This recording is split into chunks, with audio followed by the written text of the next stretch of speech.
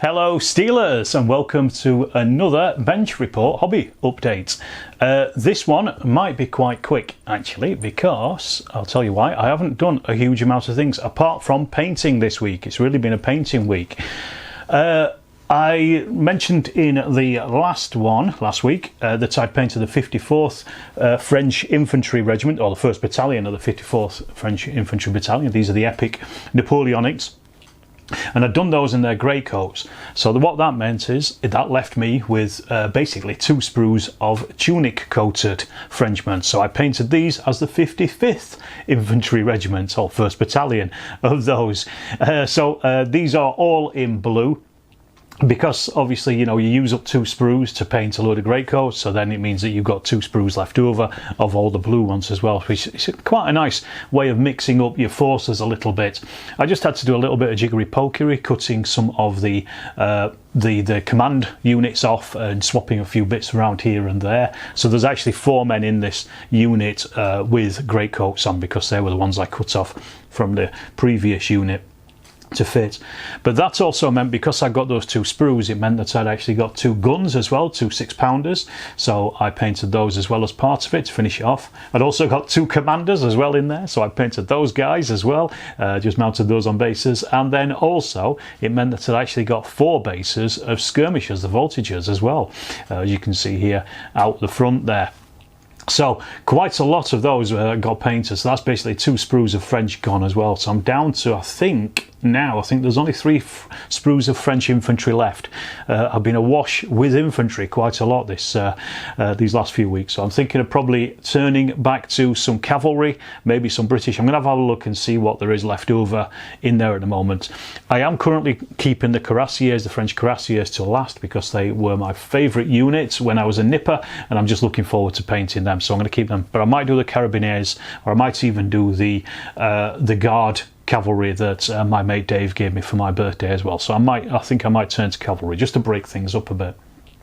However, I also painted on top of that stuff as well this 52nd British Light Infantry. So these are the brand new Warlord Light Infantry sets that have come out. I talked about these in last week's show, and also did a quick box opening review of them as well, which has a lot of people have watched that, so I think it's my 2nd most viewed video in the last few weeks, so thanks for that. Go and check it out. It is one of the most recent videos over on the channel itself. Just go and check that out.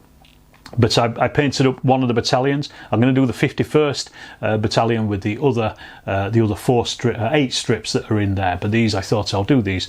These painted up really nice, really quickly as well, because there's no flags and very few different uniforms. So it was just a case of just boshing these out. So yeah, I just went mad with them. These, as I say, currently are still on pre-order, or at least as I record this, over at Warlord. There is a link, an affiliate link for Warlord games in the description down below. Please go and use that if you're going to buy some of these. I think they're worth it. For about 20 quid you get all you need for the Waterloo campaign at least, and you can also use them in the Peninsula as well, because they have stovepipe shakos on. So they're well worth the money, I think. I did work it out how much, you know, these figures would cost if you were getting them in lead. But anyway, that's enough shilling for Warlord. Speaking of Warlord though, I was actually over in Sheffield a few weeks ago, and I picked up a couple of Warlord sets then, and it was the French artillery limbers and also the British Royal Artillery limbers. So I actually just sat down and painted the British limber as well. This didn't take long, because there's only 6 or so men on it and a few horses. So this is a nice little resin piece as well. These have been around for a little while. I think when they first introduced the epic stuff, they were giving out conversion kits, so you could actually change the ACW limbers into Waterloo style limbers, or Napoleonic style ones. But now they've actually released these as well, and these are lovely. They're really nice. And again, I know a lot of people like metal figures, but I actually like these resin and plastic ones, simply because when you've got thousands of them in a box, they don't weigh a thing. You know, there's no issues with putting them on shelves for storage. There's no issues with my back. My back is very bad after 16 years of digging in the field. of carrying these things down to the club and things like that. So from my point of view, I am happy with lighter figures. Please, more lighter figures, but these are lovely. I'm hoping at some point they'll release French Cassians and also other bits and pieces, and I'm fairly sure in the background Warlord are working on various Napoleonic epic stuff as well. I mean, they are they have quite a large range of lots of different things, so I'm assuming they're working on things like that. As I said, really, the reason I was able to paint so much is because my wife has been away, so she's out of the country for the next month. So I've basically been taking this chance just to try and hammer away at some of these Napoleonics to try to get them done. I actually haven't bought anything at all this week either, so nothing has come in the post. Because I've still got, quite a lump of Napoleonic stuff to do. I've not even started the Prussians yet. That's probably going to be a 2025 job, and I still have all my Vietnamese stuff to do as well. I've got still another platoon of Americans to do for that at least, and also VC. So there's literally no point me buying anything at this point because I'm just swamped with things, and I don't want to keep adding to the pile if I can avoid it. I've also still got those Arnhem houses as well that Paul from Sabotage sent over to me, but they're on the back burner simply because I'm just waiting for the Arnhem supplement for Chain of Command to come out, and I think because Chain of Command version 2 will be coming out, that's probably been put back quite a bit for the release of version 2, whenever that will be, Easter most likely, as everyone will tell me in the comments. Also as well this week I haven't played anything. I didn't actually go to the club on Thursday. I just stayed in and I painted instead. I decided against it this week. I just fancied a week off. But I'm recording this on Friday, and Dex is going to come over on Saturday to Steel Towers, and we are going to play through a couple of games, at least, hopefully, of the next 2 scenarios of the Jitra campaign, which we've been working through down at the club. We had a bit of a break, and I suggested to Dex that he just comes over and just plays one day, and we hammer out a couple of scenarios on it. I think we're at the point now where we're on to turn 5, I think, or maybe 6. I have to complete to win a major victory. I have to complete the game. I have to capture the next 2 tables before turn 7. Obviously, that might be a bit difficult, but I think the next 2 tables are fought at the same time. So if I can win at both of the next 2 tables, I think I win a major victory. I'll have to reread it, but I think it's something along those lines.